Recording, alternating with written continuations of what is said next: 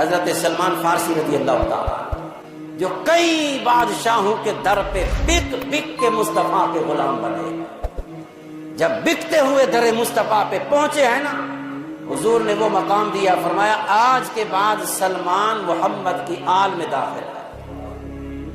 فرمایا ہر بندے کو اپنے خاندان سے اٹھایا جائے گا، لیکن سلمان فارسی وہ بندہ ہے جس کو محمد کی آل میں اٹھایا جائے گا۔ جب ایک موقع آیا کہ آقا علیہ السلام بیٹھے بیٹھے زاروں قطار رونے لگے، اتنے رونے لگے، اتنے سسکیاں بھر گئی، حضور داڑھی مبارک تر ہو گیا، کسی کی ہمت نہیں کہ حضور کو چپ کرائے۔ انہوں نے کہا کہ جب حضور کی یہ کیفیت ہوتی ہے نا رونے والی، اس کا حل یہ ہوتا ہے کہ ہم سیدہ مخدومہ کائنات کی بارگاہ میں جاتے ہیں، ان کو لے کر آ جاتے ہیں، جب آقا علیہ السلام ان کو دیکھتے ہیں تو حضور کو سکون مل جاتا ہے۔ میں آج بھی ایسا کرنا چاہیے، لیکن مسئلہ یہ ہے کہ سیدہ پاک کو لینے کون جائے، اور لینے کے لیے انتخاب ہوا سیدنا سلمان فارسی رضی اللہ تعالیٰ۔ تو میں آپ جائیں، آپ گئے، دستک دی، سیدہ پاک نے گھر سے باہر جانے کے لیے جو چادر پہن کر جاتی تھی نا، اس چادر کو اٹھایا۔ سلمان فارسی نے سیدہ کو آگے کیا، پیچھے پیچھے چلنے لگے۔ کیا دیکھتے ہیں کہ جو چادر مخدومہ کائنات نے اپنے سر پہ اوڑھی، وہ چادر جو باہر جانے کے لیے پہنی جاتی ہے، فرماتے میں نے اس چادر کو دیکھا تو 17 پیوند لگے ہوئے تھے۔ اس چادر کو جو باہر جا کے پہنی جاتی ہے، گھر میں تو عورتیں پھٹے پرانے کپڑے بھی پہن لیتے ہیں، گھر کے اندر ہے نا، گھر کے اندر کون دیکھ سکتا ہے، جب گھر سے باہر جاتی ہے تو بڑی چادر ہوتی ہے جو اعزاز کے لیے ہوتی ہے۔ جب سیدہ نے وہ چادر پہنی، 17 پیوند لگے ہوئے ہیں۔ حضرت سلمان فارسی کہتے ہیں کہ جو وہ منظر تھا حضور کے سامنے رونے والا، اس کا رنگ کچھ اور تھا۔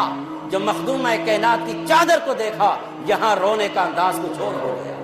باتیں دل میں خیال آیا، کیسر و کسریٰ کے بادشاہوں کی شہزادیاں چادریں پہنے تو بڑی قیمتی ہو، ریشم سے بنی ہوئی چادر ہو، اور سید الانبیاء خاتم النبیین کی شہزادی چادر پہن کر جائے تو 17 پیوند لگے ہوئے ہیں۔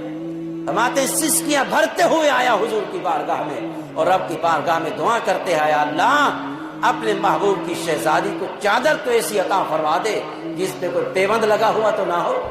دل میں حسرت کرتے ہوئے آئے۔ یہ بھی ایک محبت کا انداز تھا۔ جب میرے آقا علیہ السلام نے مخدومہ کائنات کو دیکھا، حضور اپنی مسند سے کھڑے ہوئے، اپنی شہزادی کی پیشانی پہ بوسہ دیا، حضور کے رونے کی وجہ پوچھی، حضور کیوں رو رہے ہیں، کیا وجہ اتنا رو رہے ہیں کہ صحابہ آپ کو چپ بھی نہیں کرا سکے؟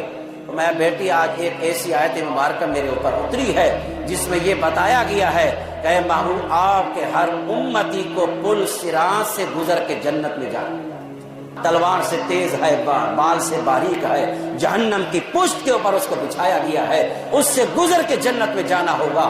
رونے لگ گیا ہوں کہ میری امت کا کیا ہوگا، امت کی وجہ سے رو رہا ہوں۔ آپ نے عرض کیا ابا جان آپ کیوں روتے ہو؟ اللہ نے جو مجھے اپنا حق عطا فرمانا ہے، فرمایا اس وقت تک میں راضی نہیں ہوں گی جب تک آپ کی امت پل صراط سے جنت میں گزر کے نہیں جائے۔ محبت کا انداز دیکھیں، ادھر محبت دیکھیں، ادھر دیکھیں۔ فرمایا میں اپنا حق چھوڑ دوں گی آپ کی امت کے لیے، اس وقت تک راضی نہیں ہوگی اپنے رب سے جب تک آپ کی امت کو آسانی سے پل صراط کے گزار کے جنت میں نہیں ڈالے۔